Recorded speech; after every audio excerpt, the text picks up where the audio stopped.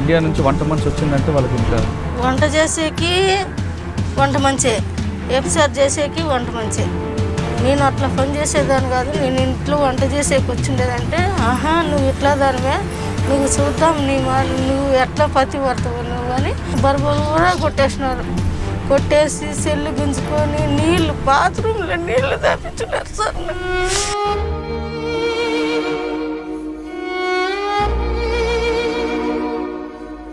అంటే వాళ్ళ దృష్టిలో వంట మనిషి అంటే సెక్స్ చేయాల్సిందేనా? వంట మనిషి ఎవరన్నా కానీ వాళ్ళ చదువుని మేపాల్సిందే.